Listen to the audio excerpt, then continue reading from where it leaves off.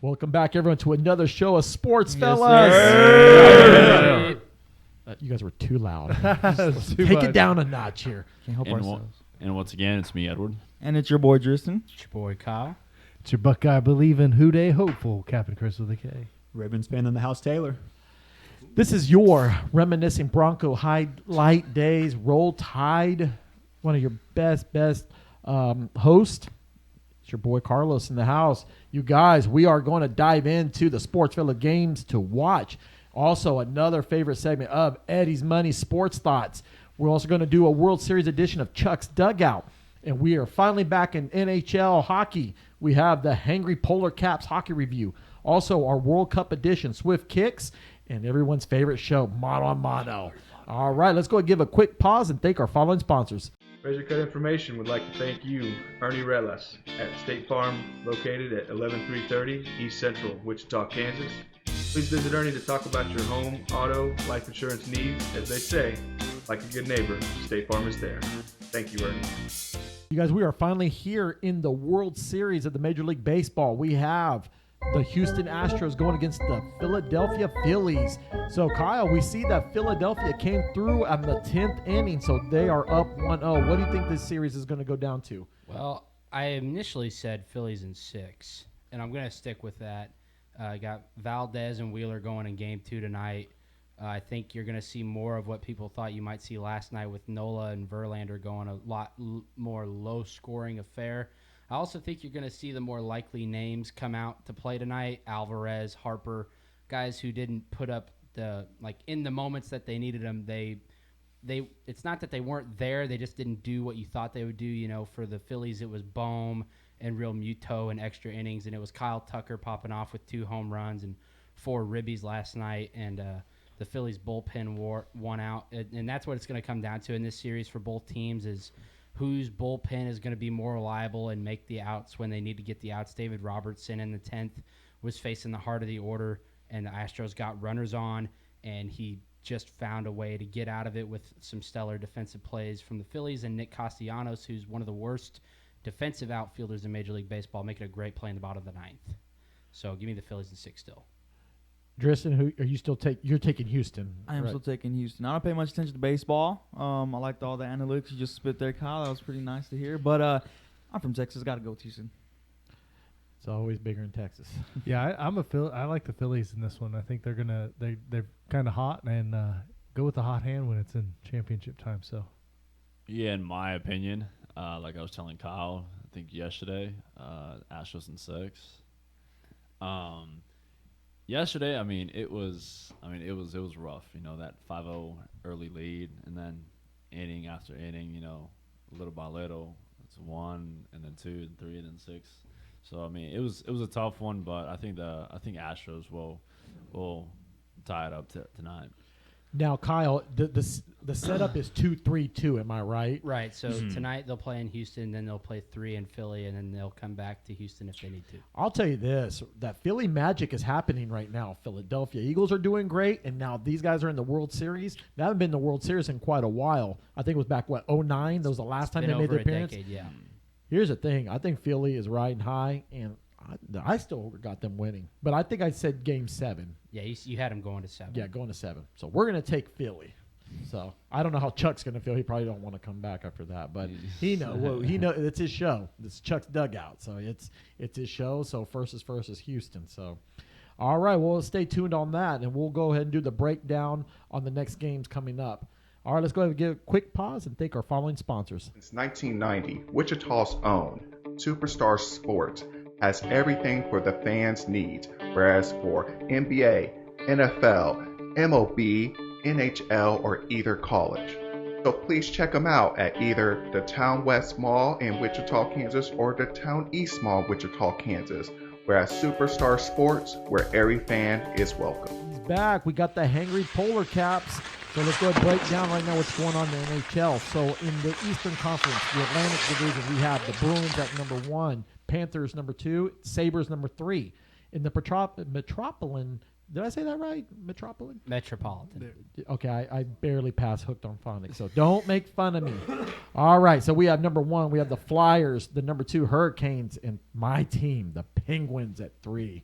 All right, on the Western Conference, in the Central, we have the Stars as 1, Avalanche 2, Blackhawks 3. In the Pacific, we have the Golden Knights at 1, number 2 Flames, and number 3 Oilers. Let's do a quick breakdown on that just briefly. Kyle, do you like where they're standing at right now? I think these standings could play out this way all the way to the end of the season. Potentially, I think the Sabres are gonna get caught up to, in a sense. I think they're overperforming right now. They've had some guys playing a lot better than people initially thought, and the goaltending has stood up better than a lot of people thought with the Sabres. I think the Flyers have gotten out to an incredible start, and I think they were a team that had a lot of question marks coming into this season with some guys, and so I think maybe they've kind of answered those, but it's still really early in the season. A lot of teams are still trying to figure out their goaltending situation, but through these top 6 teams in each conference, what you'll notice is each team does know who the guy is in the net, like who their starting goalie is. There's not a lot of questions there, except for maybe a team like the Blackhawks and potentially the Oilers.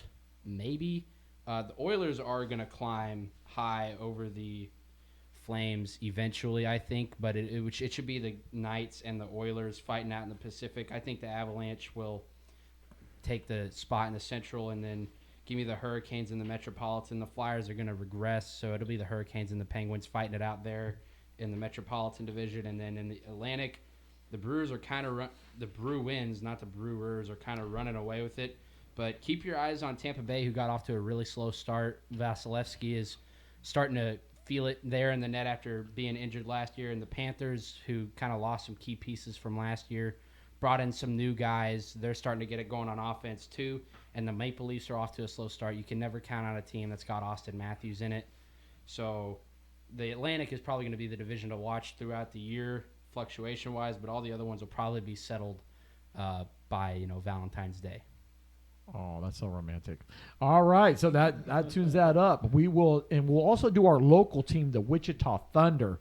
So for all our local areas, we'll also do the Tulsa. We're going to do Kansas City. So we'll give you that. And that's called the CHL, if I'm not mistaken. Am I right? AHL. AHL. It's been a long time. All right. Well, let's go ahead and give a quick pause and thank our following sponsors.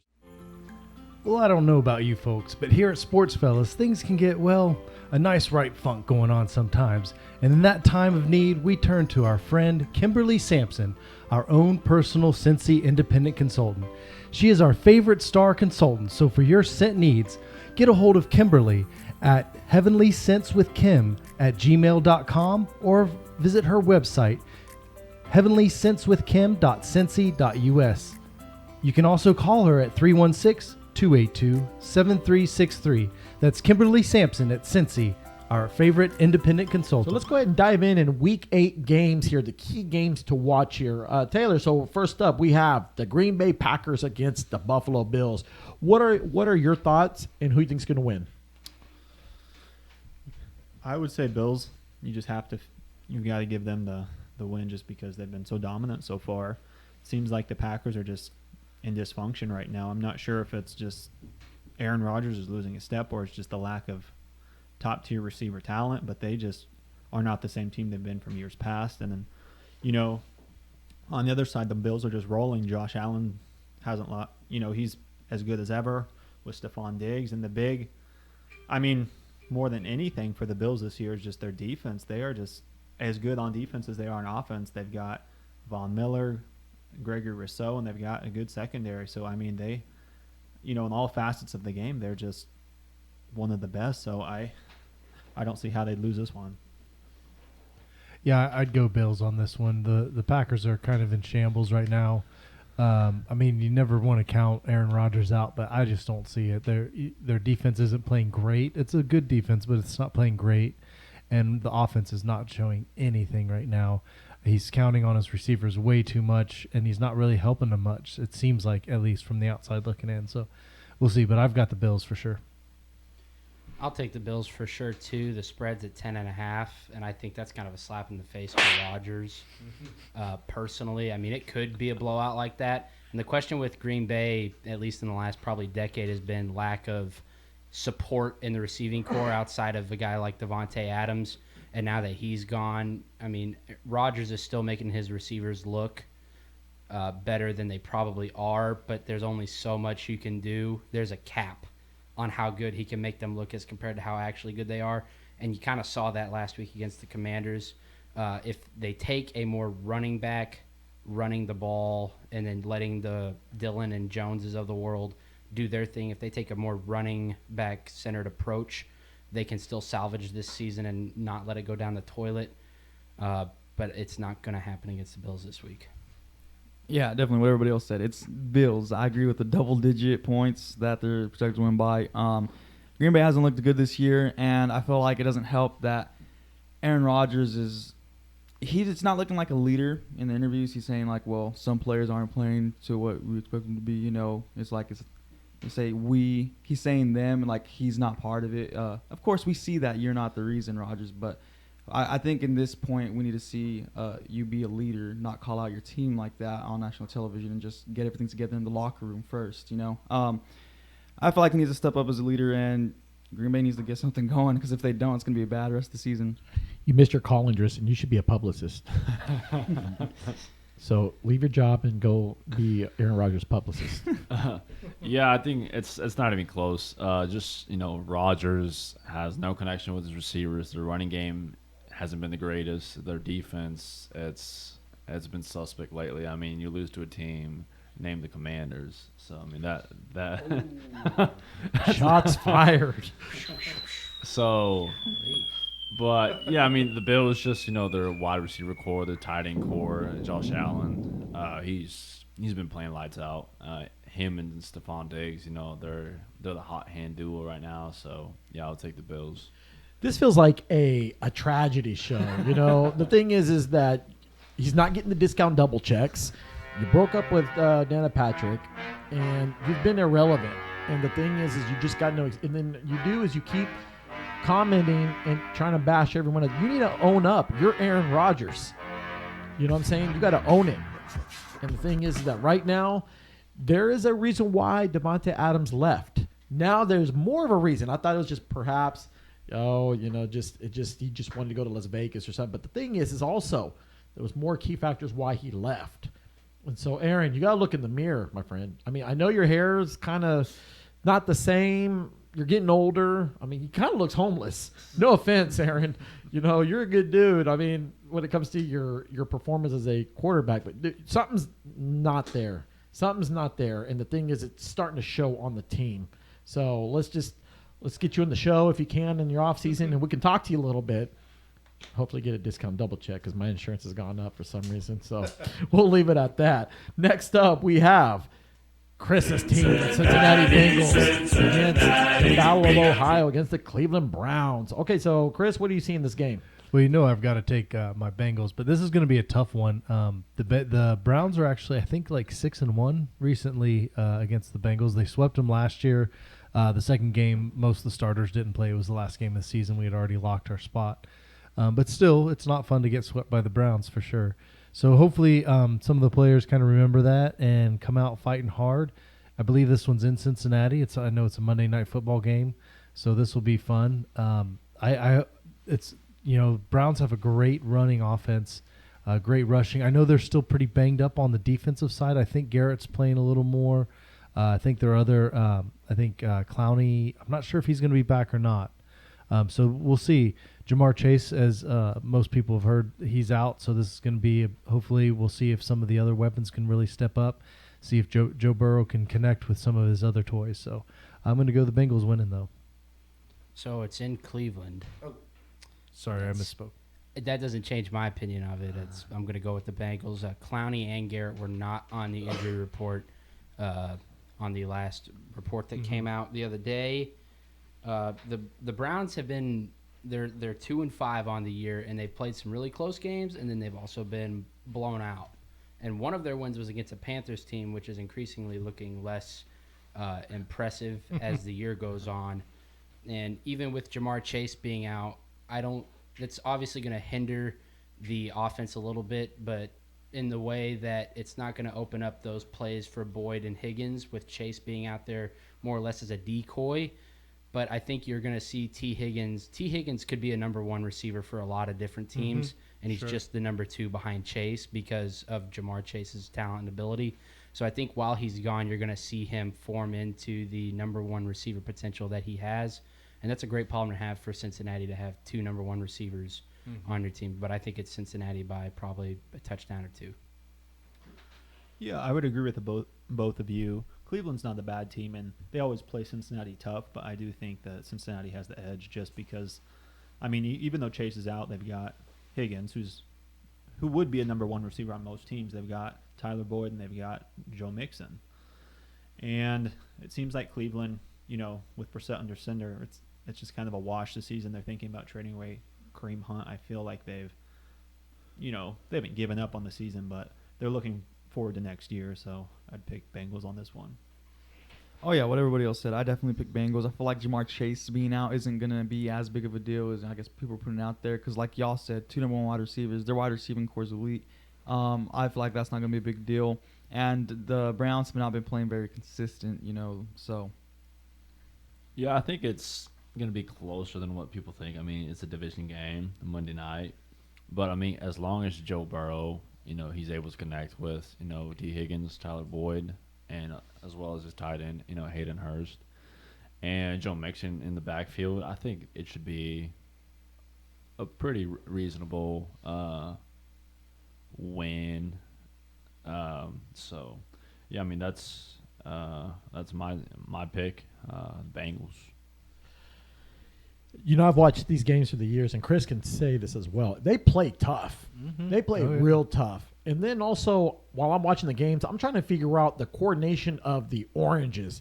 That baffles me when I'm seeing, like, there was one year when Cleveland wore their alternative all orange, and these guys wore white, and then someone wears black, whatever. Anyways, what's relevant in this game is the fact that, so defensively for Cleveland, their objective is to slow down Burrow, shut down their run game, and lock these wide receivers.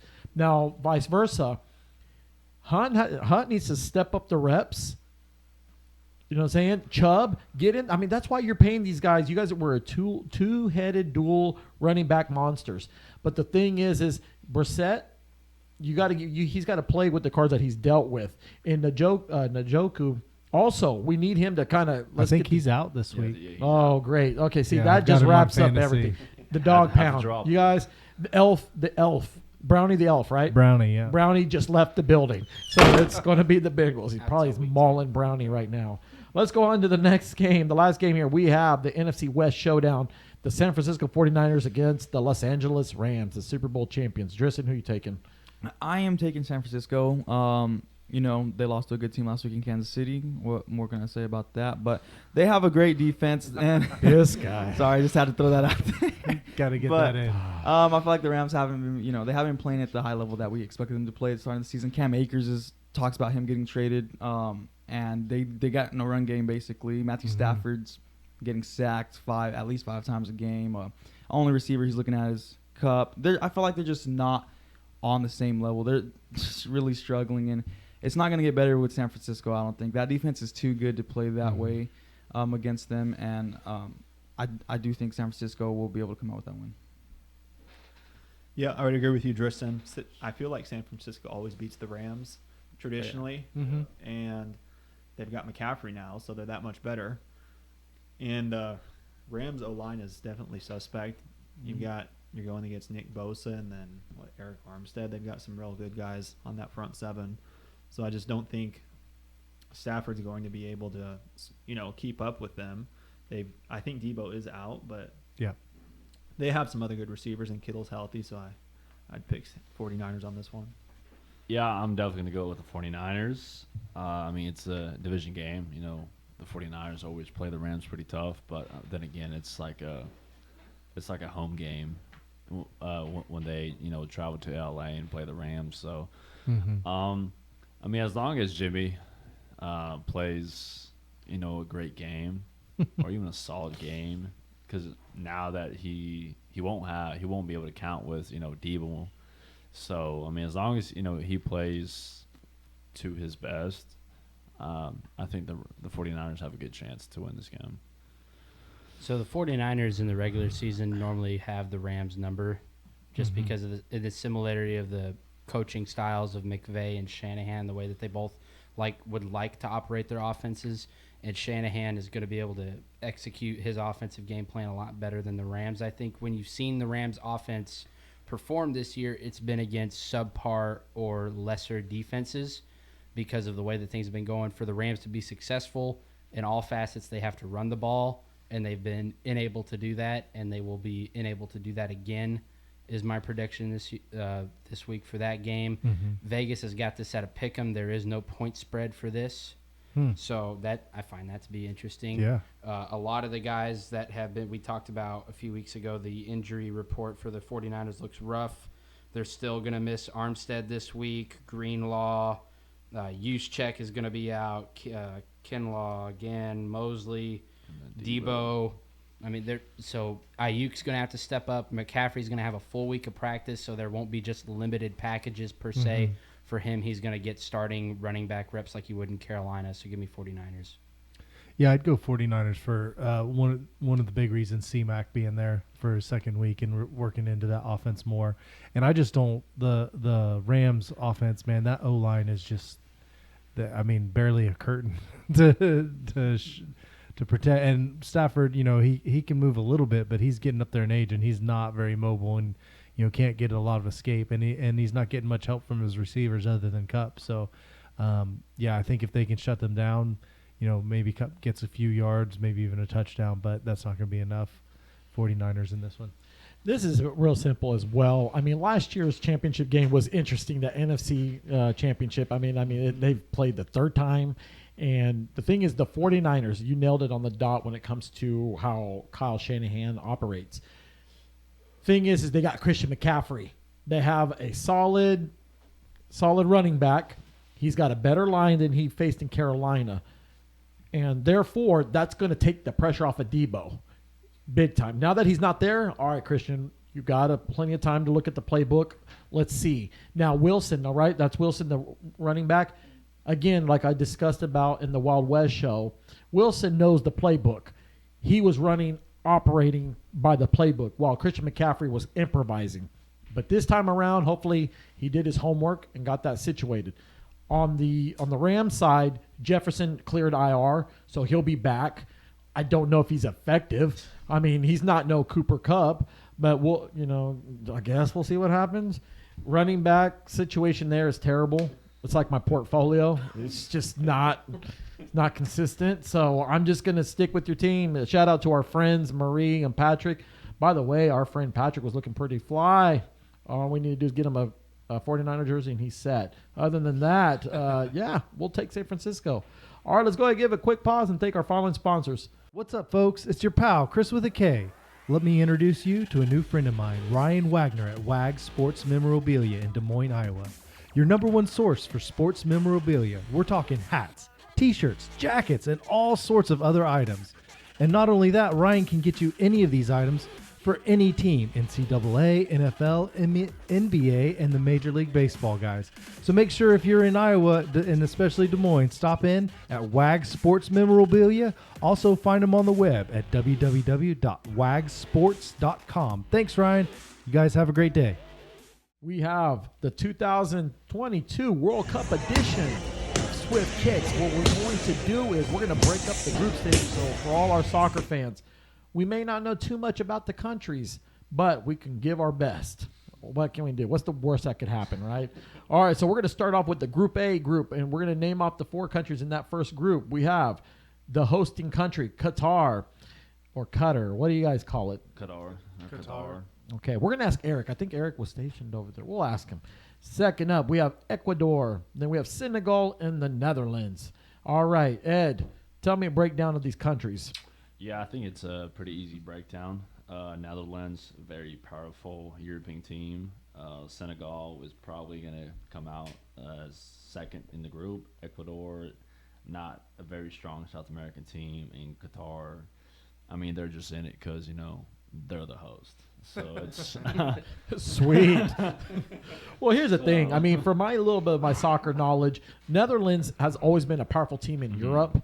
I mean, if I'm not mistaken, they've been to 3 World Cup finals appearances. They just can never get over the hump. I mean, especially that year when they played Spain. Yeah, in that was a 2010. great game. I mean, Robin, Van Persie, they played with heart. But then the thing is they can never get over the hump. And the thing is that when their opportunity is there, they lose. Ecuador, they came out of the South American country group. They're not as strong as Brazil or Argentina, but I mean, hey, they're there. Congratulations for making it. Senegal, I don't know too much. They're a powerful team during the African Cup, but I mean, this is an opportunity for them to see what they're going to do. In Qatar, we don't know much. They're the hosting country, so I mean, I'm glad they're there. It's just a bunch of oil money. Hey, they probably got the better jerseys out of everybody. So, so what we'll do is, like I said, we will, as we get approaching closer to the World Cup, we will talk more about the groups. So we'll go have a quick pause and thank our following sponsors. This is it. This is it. This is his show. It's Eddie's Money Sports Thoughts. Brought to you by Superstar Sports, located at the Town East and Town West Mall here in Wichita, Kansas. So dive in there, go for your NHL, MLB, and NFL and college football stuff. All right.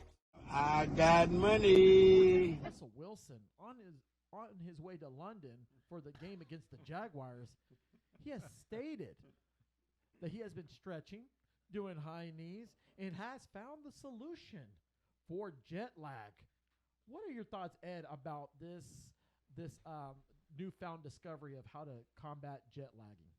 Yeah, so I was watching a little small section show of Undisputed yesterday, and then just Shannon Sharp. I mean, he just went nuts on Russell Wilson. He's more of a clown show than.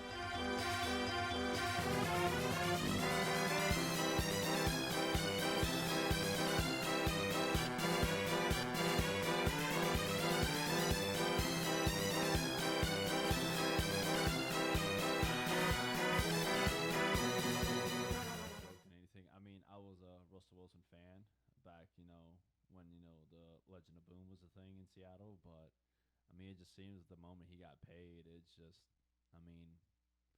he's there just, to show up, really. So, doing the whole high knees and this and that, like Shannon said, like, just sit your behind down. Like, seriously. So, you can't really think much about it. One thing I'll say is I admire Russell Wilson for keeping the positive attitude and, through everything he's going through, he still keeps that attitude. I mean, I can admire that. Hey, who's this guy? Who let this guy in? I just, He's got a real funny face. I like your face, guy. Thank you. What a cute, funny face. You want a cookie? Can someone get this guy a cookie? But the thing is he's trying so hard to, I guess, stay healthy and, I guess prove it to his team. He's trying to win, I guess. I don't know why. There's a time and a place to do that, bro. And, on that flight to London, that's not the time or place. Neither that's right. I think it was just dumb for him to do. It just describes the Broncos season. Next. So 2 things. One, I have insider information as my father's a pilot. High knees is in no way a solution to jet lag. Getting up and maybe walking around helps a little bit, but high knees is most certainly not the most effective way to deal with jet lag. There is not one. 2, I believe the reason that he's struggling in Denver is because it's not his city.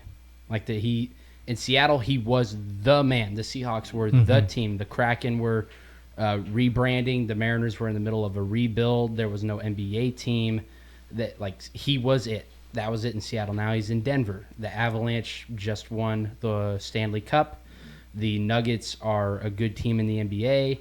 The Broncos are not must watch, especially with these other 2 seasons going on in the NBA and the NHL that are much more pleasurable to watch than what the Broncos put on the field on Sundays.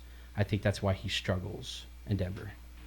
Yeah, I'm not going to fault a guy, especially a professional athlete, for whatever he thinks he needs to do to keep his body healthy and in top top working order. But the whole jet lag thing is where I think he crossed the line. Dude, you didn't find the cure out of the millions of people flying, you finally found the cure. And it's certainly not, like you said, it's certainly not high needs. Like, okay, yeah, maybe you wanted to stretch to keep yourself feeling better. Fine, I get that, whatever. But yeah, the whole jet lag thing, and just say I wanted to stretch.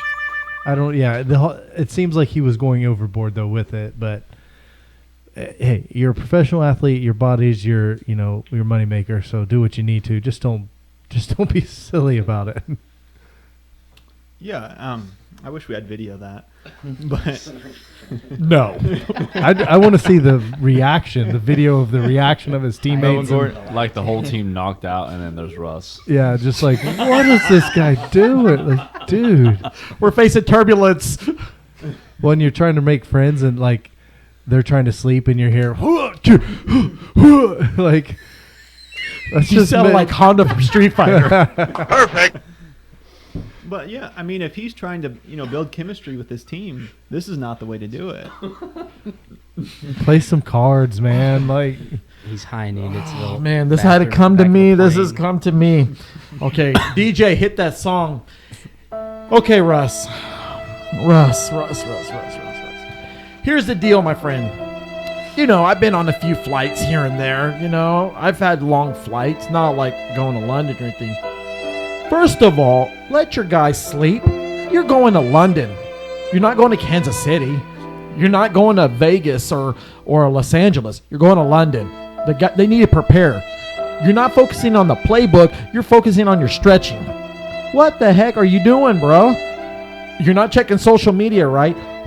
First of all, who told that you were doing your stretches? Did you have a publicist? Because from last time we had the show, to talk to you, you had a manager. And then you're making silly comments. You're not focusing on trying to better the team. That's the problem. In Seattle, when you were a team player, when you were with the Legion of Boom, because he wasn't the Legion of Boom. There was only four. He was just the guy that was was part of the Seattle team. Now I'm starting to see why Pete Carroll let you go, Russ. Now I'm starting to see why they didn't want to sign. Now you got poor owners of the Denver Broncos. They're going to have to probably put up a sale at another Walmart because they got to cover your crazy self. Russ, you promised us. You promised that we were going to change the culture of the team. You promised that I was going to be able to look at Driston in the eye and say, look, we're cooking. What's wrong with you? But now that's not happening. It's not happening because what you're doing is you're making these silly remarks here. You're not acting right, Russ. I would like you to come to the show. We're going to sit down and talk one-on-one, and I'm going to ask you. We'll see her after the show. After the show. And future, we'll see you in downtown. Here's the deal, Russ. I'm going to make this simple as this. Use your head, bro. Use your head here. You're making $200-something million. You've got the state of Colorado. You have the city of Denver. You have everyone in the Mountain West. And you got all the Bronco Light fans rooting for you. But if you're over here acting a fool, you are probably the worst mistake we did ever in Broncos history. So please, get it together, Russ. We're counting on you. All right. I vented off there, so this guy. High knees. But before we sign off there, Justin Tucker your kicker from the Ravens did clarify that was wrong. So I believe the guy. The guy he's a Super Bowl winning kicker. I mean, I remember he gave us a hard time at Denver as well. So, all right. Anyway, let's forget about that joker. Let's go ahead and let's take a quick pause and thank our following sponsors. Hey guys, have you ever seen those little towns in Kansas and wondered what's there? Let me tell you about a hidden gem in Salina, Sky Trampoline. It is the perfect place for both family outings and spending the day with friends. They have large open trampoline jump court, a ninja course, a setup to test or develop your parkour skills, and that's not even close to everything. Additional fun can be had in their foam pit, dodgeball area, a laser maze, and even an arcade. They also have specialty events with black light lit trampolines and a DJ. Sky Trampoline is located at 1820 South 9th Street in Salina, Kansas, and is open every day until at least 9 most days and sometimes even later. Give Sarah a call at 785-491-1118. This is our favorite show, Mano a Mano. This is where the knowledge, the facts, and if you bring it, you earned it. So this is it. This is Kyle's first appearance. So this is going to be an experience for him. So let's go ahead and let's start it off right. So I'm going to start off with Taylor against Ed. So let's take a tally here. Dristan, how many Mano a Manos you've won? 1. Chris? I believe 2. 2. 1. First appearance. Ed, have you ever won? 0. Okay, so. All right. So Carlos, how many have you won? I'm the host. You participated. I'm You undefeated. You almost won one. Yeah, You almost were- doesn't count You like the lost song. in the one you doesn't. did play. Yeah, Justin, shut up. Okay, 0 so for 0. Playing That's- like Russ. I know I feel like Russ, but we're gonna be cooking here. All right, let's go ahead. Let's start it off. Ed, Tom Brady and the Buccaneers have suffered their 4th straight loss to Taylor's team, the Ravens. Are the Buccaneers in trouble in not making a playoff appearance? Or they're able to turn this around. I think it's still, I guess it's not early to say the panic button it turned on, but it's not fully on yet. The record is 2-5. No, sorry, 3-5. So, I mean, and especially with the weak division they're in with the Falcons, the Saints, and the Panthers, I think it's a little too soon to say they're done for. But, like, in my opinion, if they were to lose 2 more games, I'm calling it quits with them for the season. Because, I mean, when you go down, I mean, when you lose 7 games, it's going to be extremely tough to come back. And if not, they're probably going to go. And if they do get like a bid like in the wild card, it's going to be like their first year. They're going to be traveling in the wild card, the semis, and the NFC Championship game. So it's going to be extremely difficult. And then as well as one of their top defensive players, Shaq Barrett, he's out with the torn ACL. Their whole O-line is completely just destroyed. Their center is out. Their left tackle, their left guard, they're up to their 3rd string at this point. So there's just no help for Tom Brady, and Mike Evans hasn't been looking the greatest, and Chris Godwin, he's coming back from an ACL injury. So, it's gonna be tough, but I don't want to count out Tom Brady just yet. I do think they'll make the playoffs, and that's just because someone has to win that division, and none of the 4 teams I don't think are Super Bowl contenders, but they're the best of the bunch, basically. Panthers are going nowhere. They just lost their best player. The Falcons, Mariota, they're not going to do anything. He's completing like 7-8 passes a game. And the Saints aren't a bad team, but Jameis is hurt. Andy Dalton, he's not the answer. I think Buccaneers, of the 4 teams, they're going to find a way to win the division, and therefore they'll make the playoffs. Yeah, I think it comes down to right now, the top tier quote-unquote quarterbacks right now in the NFC, it's Jalen Hurts. I don't want to say quarterbacks, but teams. Right now it's the Eagles, the Cowboys, the Giants, and the 49ers.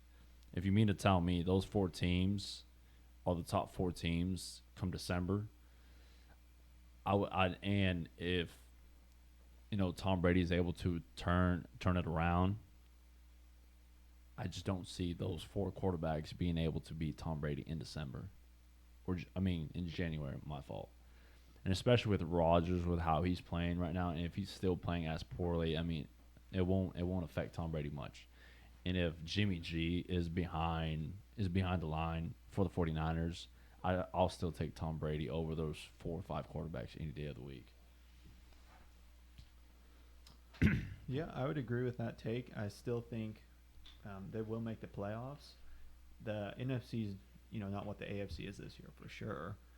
And, I could see them if, they meet the Eagles, not not getting through them or. But I mean, if they go up against a young team like the Giants or even the 49ers, who always have several injuries, I could see them getting through that.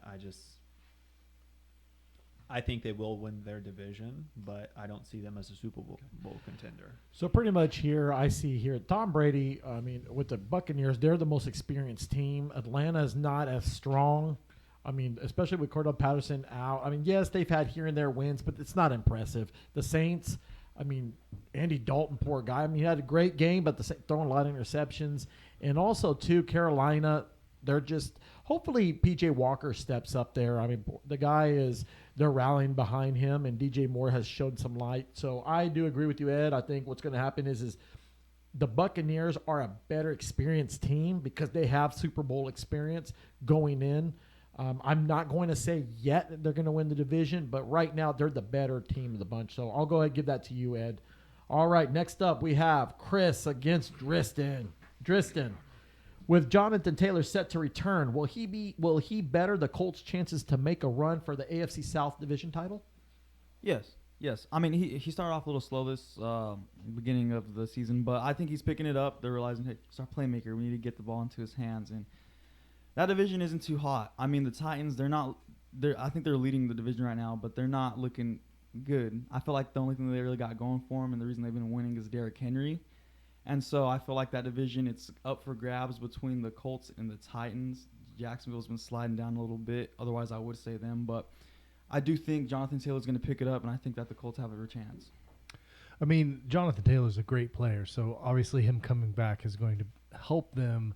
I don't think it's going to be enough to help them do anything except continue to be in the mire that they are. I mean, Matt Ryan playing he looks like Ben Roethlisberger did last year. Like he's done. His arms, he's pretty immobile. His arms pretty much lost anything it had. It seemed to at least look that way. And so I think he's riding the bench. They pulled him for Ellinger, their third stringer. So, I mean, I don't think Jonathan Taylor can help that, even as good as he is. Yeah, so here's the thing. Okay, Titans, also Ryan Tannehill's out, so we'll see how that goes. But I do think that with that division going, unless Jacksonville picks it up, I think the Colts still have a chance. I really do. And that's simply the fact because, Jonathan Taylor's a great asset to that team. He'll catch the ball from the backfield, good pass catcher, of course, a great runner.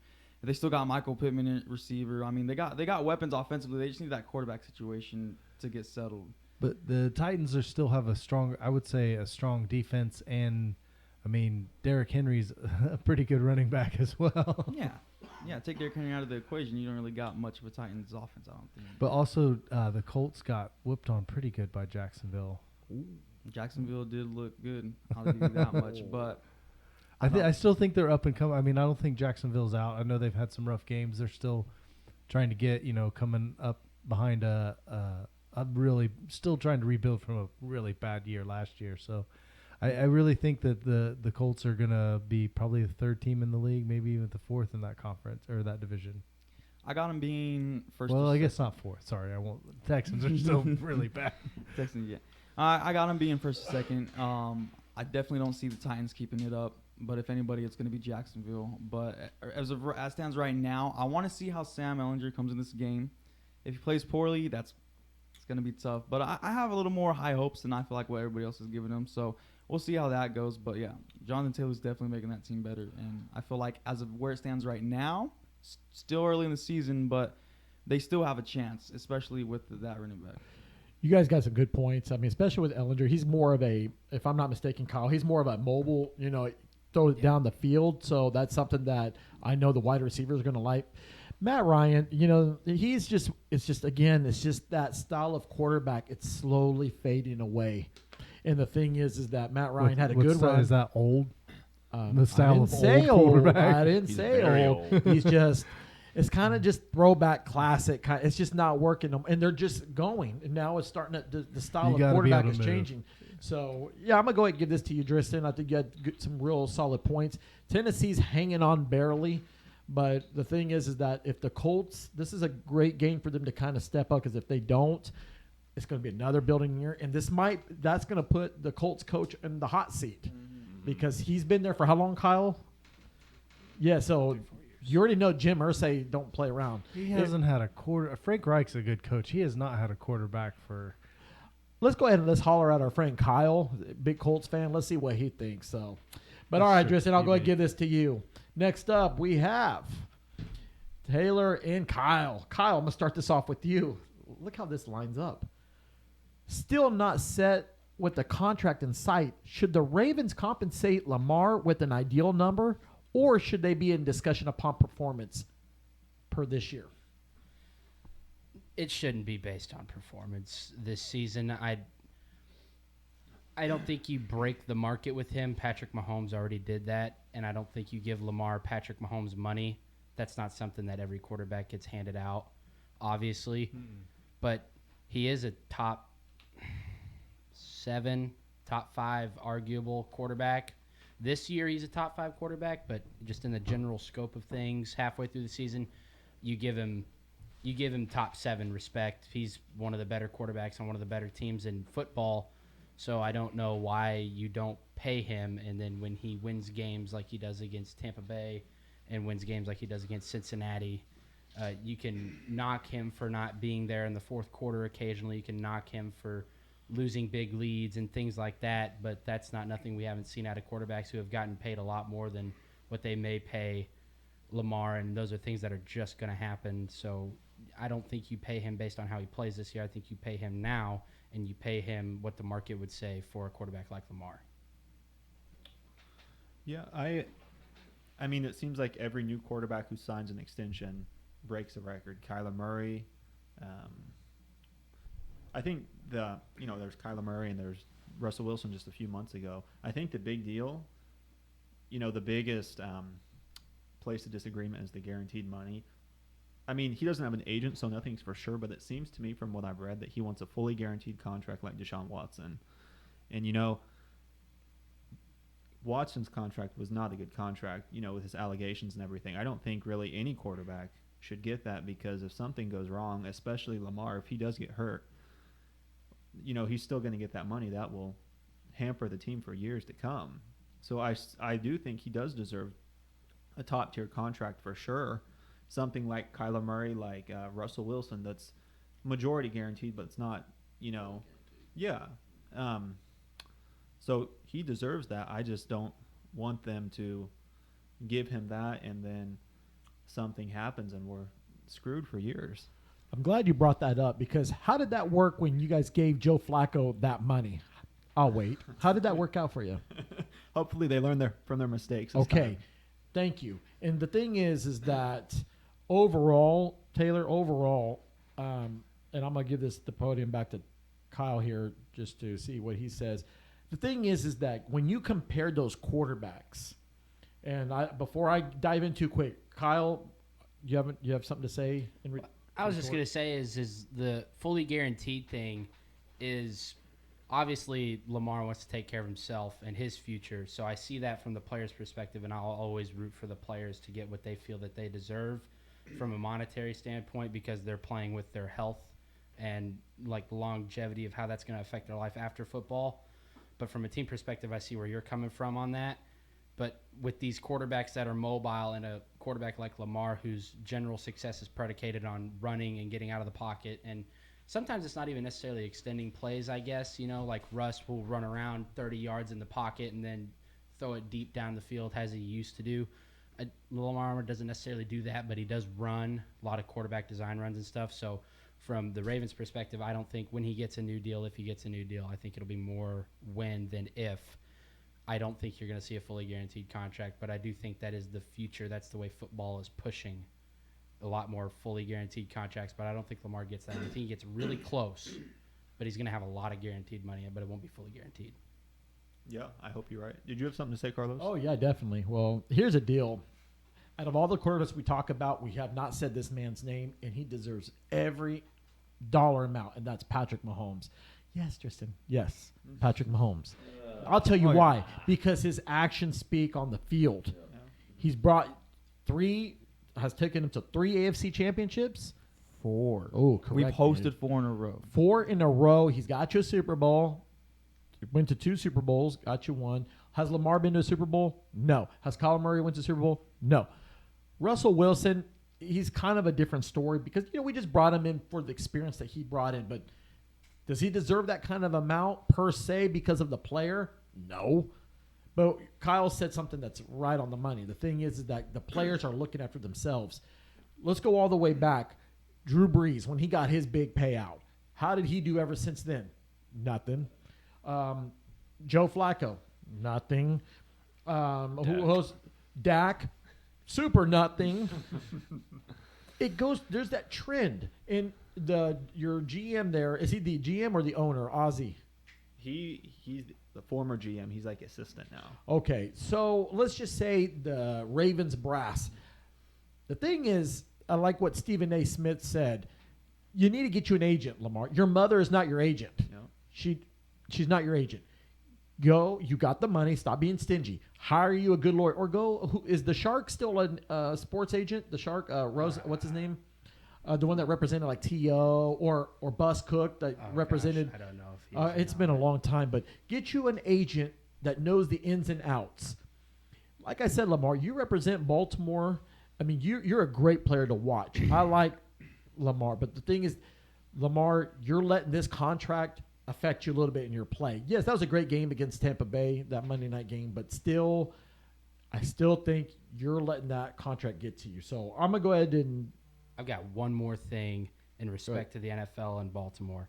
Baltimore is really good at nailing their draft picks and getting good value in free agency. Like, they are a good organization when it comes to putting talent on the field that not everybody sees talent in, a lot like Kansas City is. And you have to do that when you're paying one player on your team a significant amount of your cap space. So that's why it's so important for NFL teams now, and you've seen this in the last decade, that these teams are winning, trying to win with quarterbacks on rookie contracts, Joe Burrow, Pat Mahomes, things like that, before you have to dedicate half or 3/8 of your cap space to a quarterback. So from Baltimore's perspective, do you want to commit that much money to a guy, and are you able to put enough talent around him to still compete for a decade with him at the helm?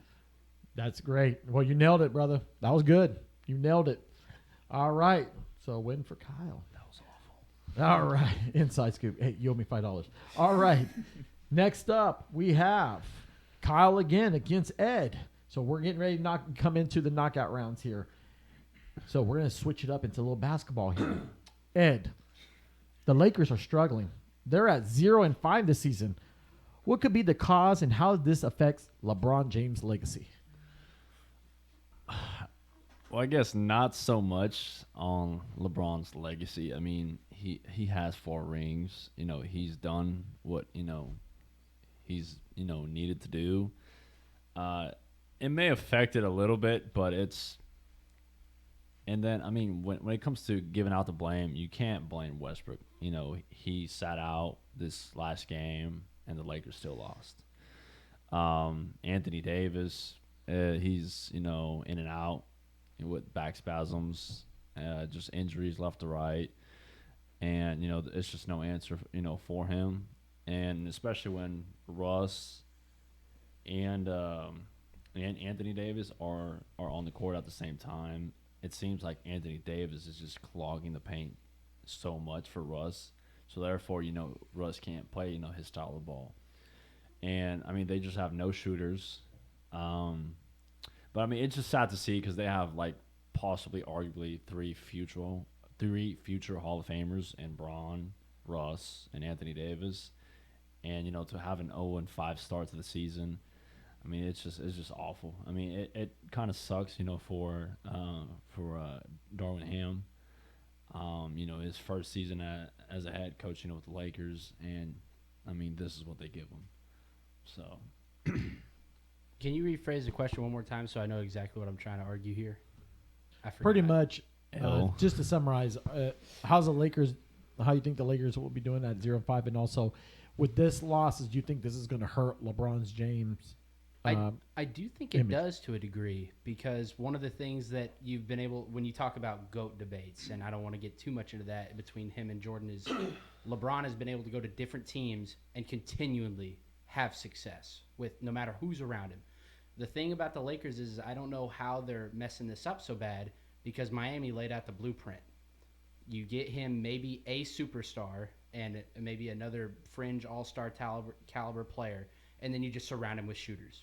You give him the Ray Allens of the world, or Rashard Lewis's of the world. You give him you give him the shooters, so that way, and it's still possible to do with Russ, AD, and LeBron.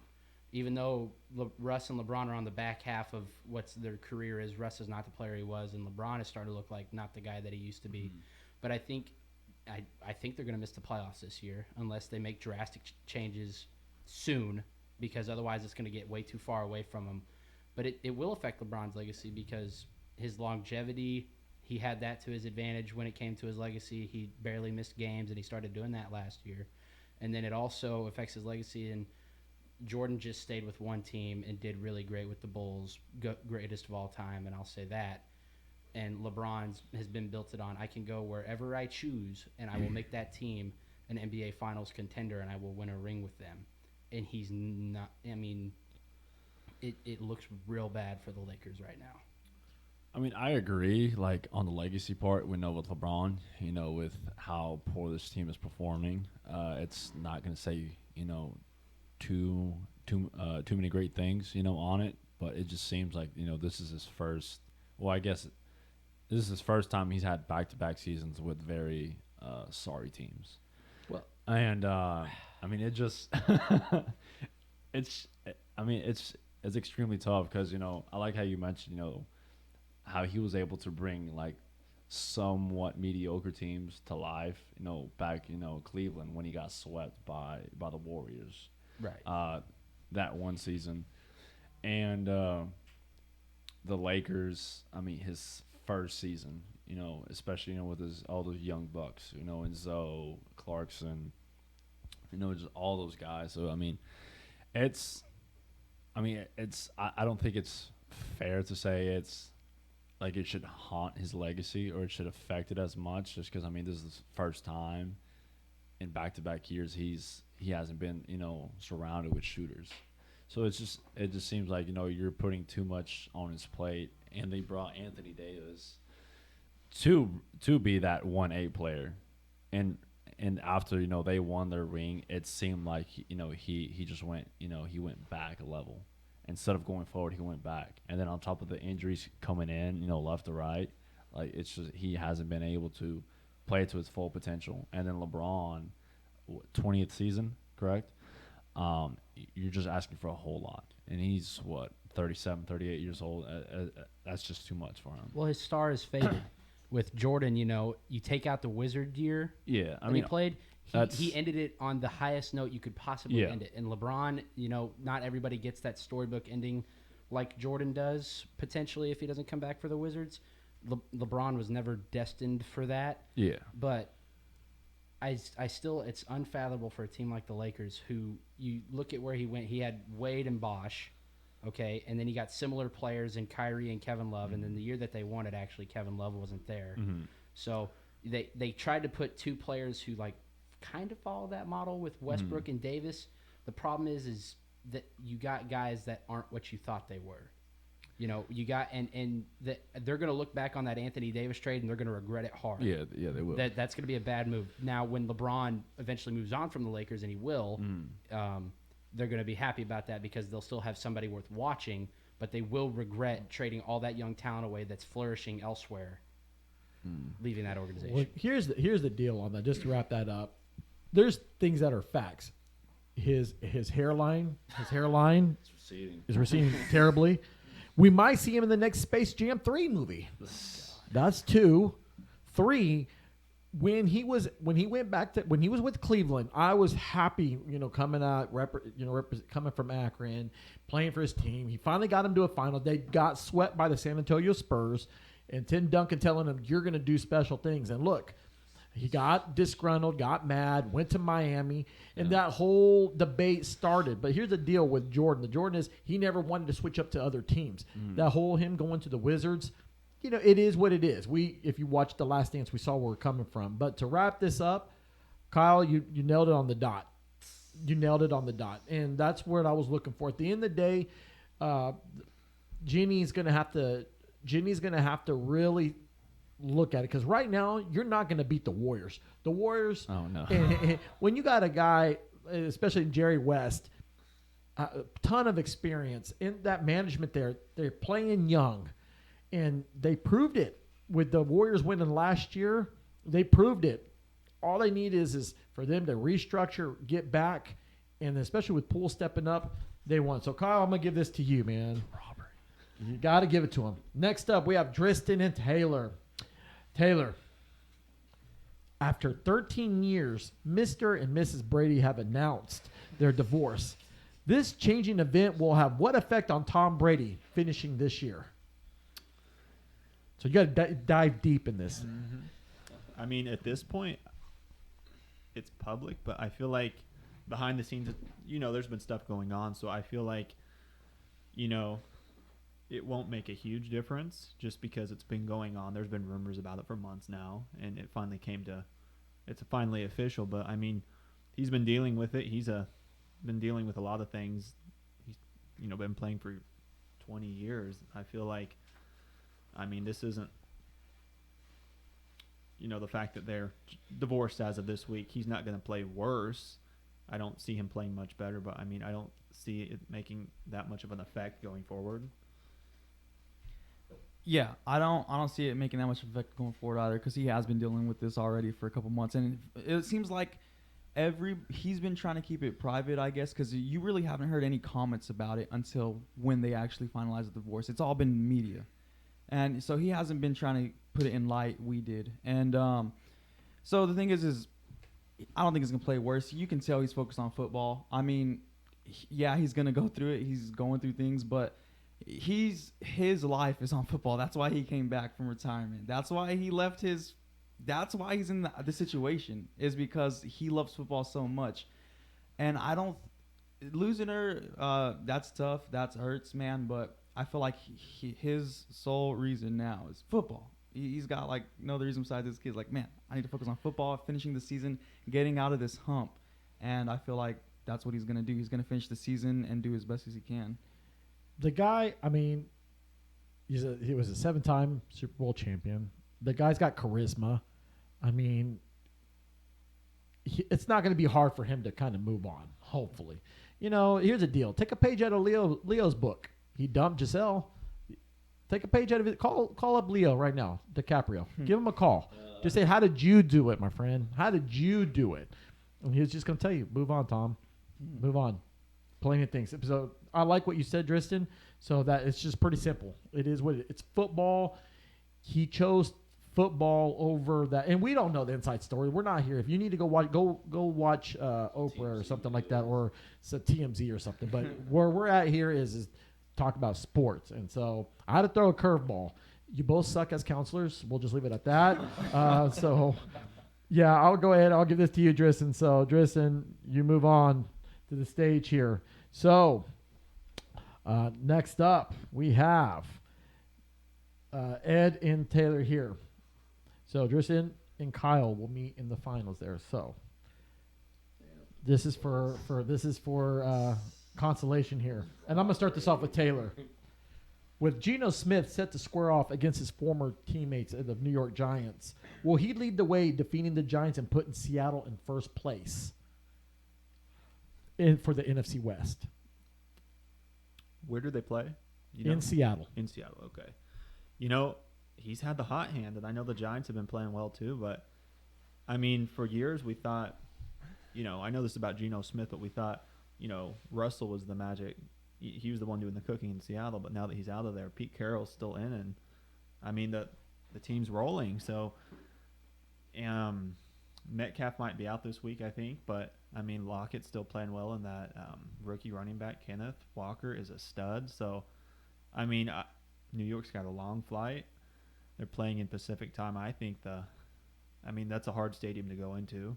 I really see them winning this one. Yeah, I mean, I think it's going to be a pretty close game, but I think Seattle's going to take it. You know, the 12-man, playing at home. And it's, I believe it's a 3 o'clock game. So, the weather up there, isn't the greatest. But, I mean, they both have that advantage. In New York, it's, just as chilly / cold as it is in Seattle. So, and then, Geno Smith, Daniel Jones, I think, both, will go head-to-head. They're both, like middle-of-the-pack quarterbacks. I mean, like Geno Smith, like they try to write him out, but he never wrote back. So, I mean, he hasn't so far. So, I mean, he's been playing great, and I mean, it just shows that Pete Carroll wasn't the problem. It was more so Russ trying to be. For it to be his show than anything. So, I think Geno is gonna come out on top. I mean, right, he will. And, I mean, so far this season, he hasn't disappointed. He hasn't given any indication that he's going to. So, I mean, he's got the hot hand. Why not ride it? All right, Tristan, who you picking? Okay. Sorry, I didn't know I was going to throw in this. Let me say this. I think so. Are you asking if he can or will? No, beat I'm asking the you who you're going to pick out of these guys. Oh, am I picking? They both make valid points. Who's got the edge? Who's got the edge? I got to give it to Taylor. Okay. Just a slight edge. Okay, Kyle. I think Edward. But both people made really respectable points, but I believe the edge is going to go to Taylor. Oh gosh, you guys. Okay, they're both good. I'm still hung that. Okay, This is the deal breaker. You said that. Let's go back a little bit when you said that LeBron got swept by the Warriors, right? Well, remember his first time he got swept was actually the Spurs against the Cavaliers. No. So I dived in some info here. So you were wrong. And also when you said that DK Metcalf tore his ACL, he tore his Achilles. He's injured Achilles, right? Shaq Barrett. Shaq Barrett. No, it's Shaq Barrett. Okay, so I was wrong. But Yeah. because you corrected me and I feel kind of dumb, I'm going to give this to Taylor. So I'll give it to Torn ACL. I'll take it. All right. So congratulations on the consolation for the championship here. Judging. This is it. Let's get the drums rolling. All right. The host here. Well, I'm the host here, but the guest here, Kyle. Kyle. PJ Walker elevated Carolina with their second win.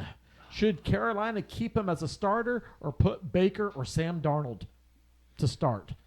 When you're a team like Carolina going into a rebuild, you have to evaluate the talent on your roster. And thus far this season, you have seen what Baker Mayfield is. You haven't seen any Sam Darnold, but you saw plenty of that last year with relatively the same roster and the same talent. And teams can rally behind a guy like P.J. Walker, who's been through the mud, played at a small college, and then he went and he played in multiple other different professional football leagues. XFL, and yep. he's been in the NFL a few times. He's been on Carolina's roster, and the offense has looked better than it has all year with him at the helm. It looks reinvigorated. DJ Moore's producing. I mean, the defense looked really good too, but you have to stick with the hot hand, especially when you're a team that's as bad as Carolina. When you're winning with a player, you got to go with him until you don't, and you have to give yourself the best chance to win. And when you're a team like Carolina, going with whoever's playing the best is what you got to do. Yeah, stick with PJ Walker. He hasn't given you a reason not to. Clearly, Baker Mayfield's giving you a reason not to. We saw how he played at the beginning of the season. Sam Darnold gave you a reason not to last season.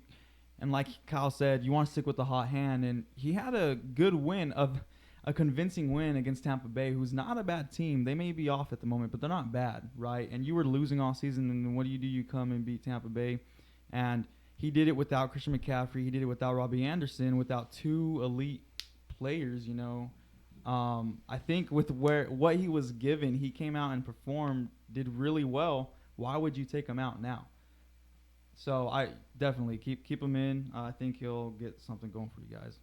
Right, and so you look at teams throughout the history in NFL, and occasionally in situations such as this, a team will go to a backup, whether a starter gets hurt or for whatever reason, and the team kind of gets a jolt. a burst of energy, some confidence.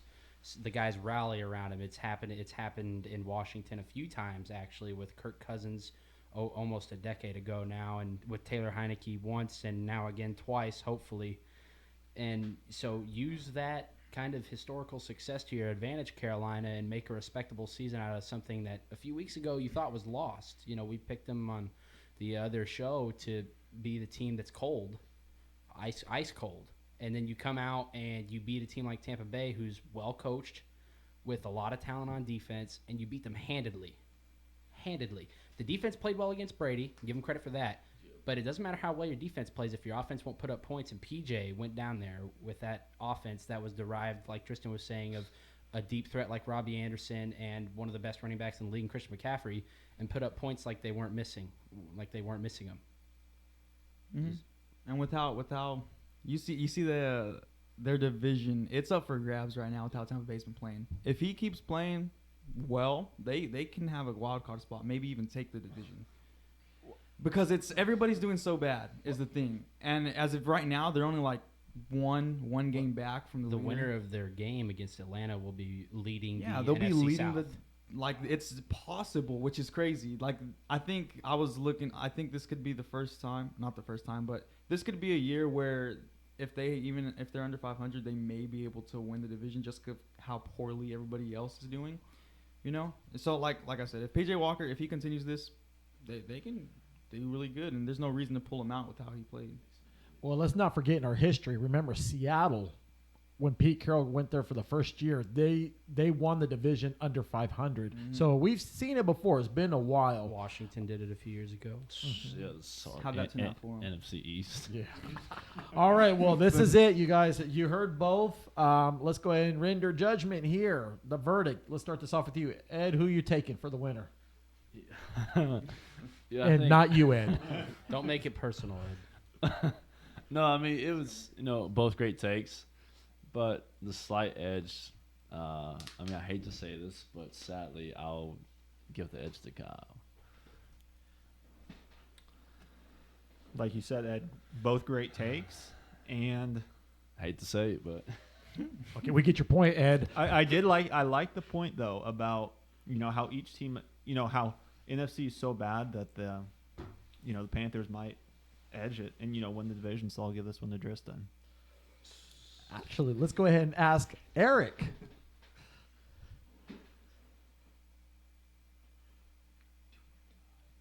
He's nervous. He's checking his notes.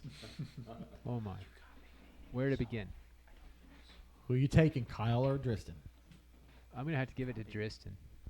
there you go. All right, falls down to me. Oh, great points. Gosh, great run as well. Great facts, and I like the fact is how you uplifted PJ Walker. That's great. I mean, I always like someone that's able to just get in there and take care of business. Sounded beautiful. Now, when we break down the facts part, this is where it's going to separate. You mentioned that DJ Moore stepped up. That's great. No Christian McCaffrey. That's great.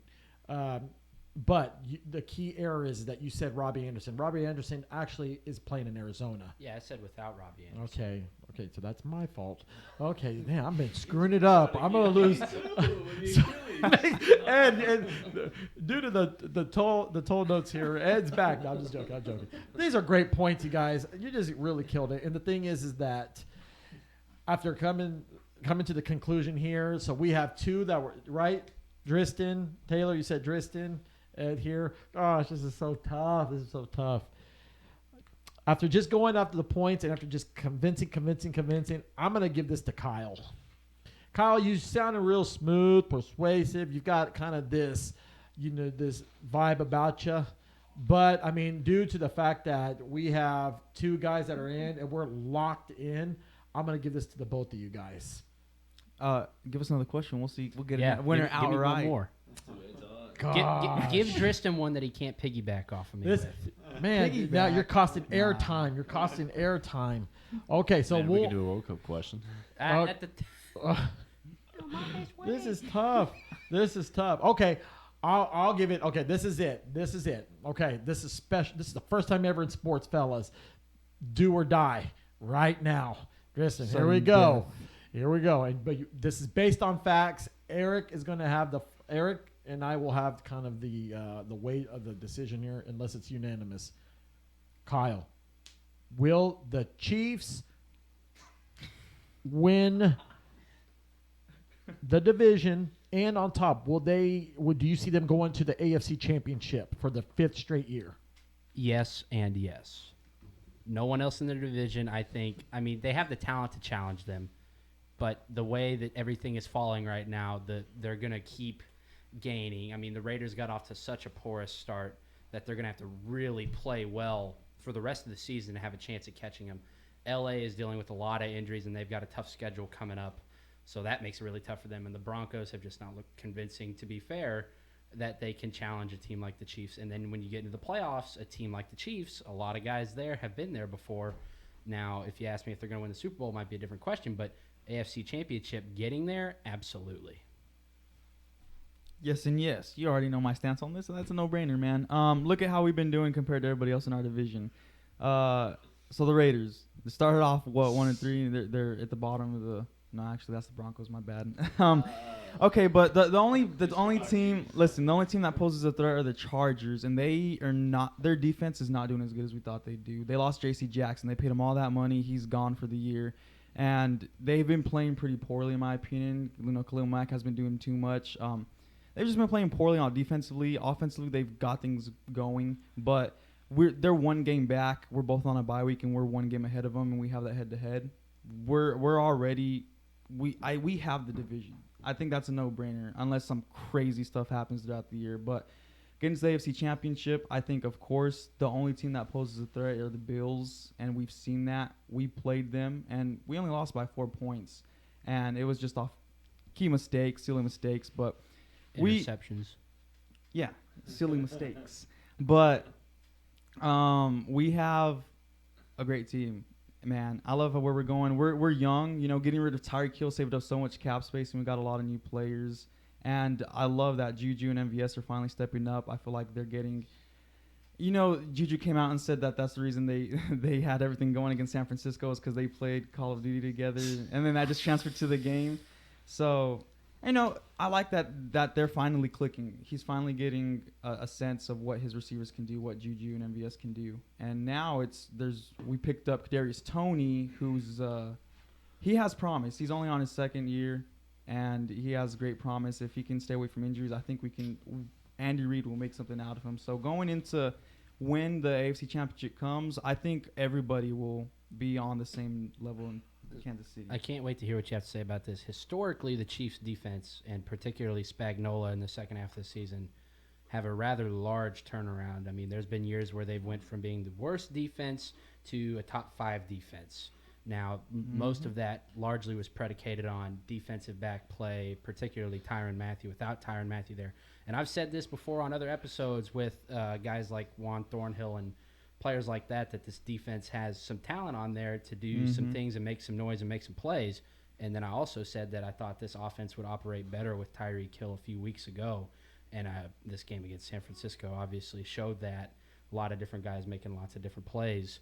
So all of either of what we're saying is predicated largely on whether it seems like a switch flips for Spagnuolo around week 7, week 8, week 9, where he goes from trying to play defense based on what the offense is doing, and then the flip switch, and he just plays defense. He makes his play calls based on what his guys can do and gives certain guys different freedoms, changes up his pressures and blitz packages to give guys like Chris Jones a lot more opportunities for easier rushes, and lets guys like a player that I think that will come on really strong here is Juan Thornhill, who could be a Tyrann Mathieu type game wrecker over the middle of the field and the deep third. Personally, something that Tyrann maybe wasn't the best at was covering that deep center field role at safety. I think Thornhill has the potential to do both of those things. So, when it comes to the defense is what will decide this team's fate. If they continue on being an average to, back half of the league defense, do they get to the AFC Championship? Maybe, but the offense doesn't have the big play, explosive, over the top. Now, maybe with Toney coming in, yes, because he's really fast and is a average route runner, but when you're that fast, you can cover up those route running mistakes, which is something that MVS also does. So when you counter in those things, you know, the offense is going to get you that far, but can the defense make sure that you get that far? Oh, yeah. Listen, what has been our weak spot that you've seen Kansas City this year? It's been our DBs. Trent McDuffie, he's been out. He played one game. He's been out. He's an amazing rookie. He was, I think, our third-round pick. So he's been out. We haven't had Trent McDuffie. Our DBs have been injured, man. We've had 2 rookies in like the 7th round that we drafted that have been starting, and they've been getting burnt deep by elite receivers like Devontae Adams, you know. So, I mean, I understand. Not everybody's been healthy. Now Frank Clark's out for 2 games. We haven't had everybody on the same page. Juan Thornhill has been stepping up. I like seeing him play. I would like to see more from Justin Reed. I was excited to see him come in, but he hasn't been producing much. But but we haven't had a healthy DB group this entire year. So I think once everybody's healthy and back, which by the AFC Championship they should be and will be, I think you'll see different looks. And yes, like you said, Spagnola's really picked it up the second half of the season. All right, this is it. This is it after deliberation and everything. Ed, who are you taking for the win? Yeah, I mean, after just that spasm of, you know, great info on Kyle, I think, you know, he'll take the win this time. Taylor. I like that part about you know, the young core and the playing Call of Duty, so I'll give that to Tristan. Eric. I like the fact he brought up the DBs that were injured, and they need to step up. I give it to Tristan. All right. Well, it was my team, so I'll give it that. I feel like I got more knowledge on the Chiefs than you did. So. Let's go ahead. Let's get it humble. Actually, your boy broke down your defense, and he told you about the packages in there. So since you went arrogant mode on me, the packages, Coach. Put me in, Coach.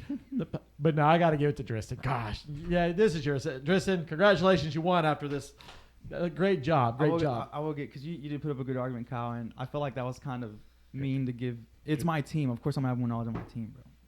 Gosh, now I'm having a second regrets. But no, he won. Congratulations. Well, you guys, that concludes. What a great discussion here. We're back at Sportsfellas. Tune in. Remember, we are doing our giveaway. This time around, we are going to give away a gift certificate to a restaurant. But here's the catch. For our locals, we're still kind of debating on where it's going to go. But for our out-of-towners, we're just going to give you a gift certificate to whatever name brand. I don't know, Chili's. Or if you guys are in the West Coast, you got In-N-Out. If you're in the South, you know, maybe Whataburger, something like that. We'll figure it out. But you guys, thank you so much. Any shout-outs before we go? Yeah, just shout out to people who made it through this whole episode and who continue to listen to us each week. Yeah, I just want to give a big shout out to this weekend. Tomorrow it's the Mexican Grand Prix, and you know, the Mexican driver, you know, Sergio Perez. You know, he's going to be, you know, racing in that. So hopefully, you know, he can take first place, and you know, thanks to you again. You know, shout out to you guys. Appreciate being on this show, duking it out, talking sports. It's fun, man. Everybody who's listening, thank you. You guys make this great time, highlight of my day oftentimes. And shout out to my guy Taylor Heineke, my goat. You better not disappoint. All right. Well, what can I say? Shout out to some people that tune in regularly. Shout out to my friend Sean, actually my coworker too. Sean, thank you so much for tuning in. Patty, thank you guys. Marty as well. To the people at TikTok, thank you for following us. We've made it. We're making high numbers there, so I appreciate you guys tuning in. And everyone behind the scenes that take care of us, Dalen, Eric, Powell, thank you so much. Shout out to K-State, the Wildcats, the home state, defeating Kyle's team. Man, that's terrible. But I want to thank you guys as well for making it happen. So tune in to the next show. We will have the week 9. It's week 9, right? Wild West. So we'll see who's going to take the lead there. So thanks for tuning in. We're out.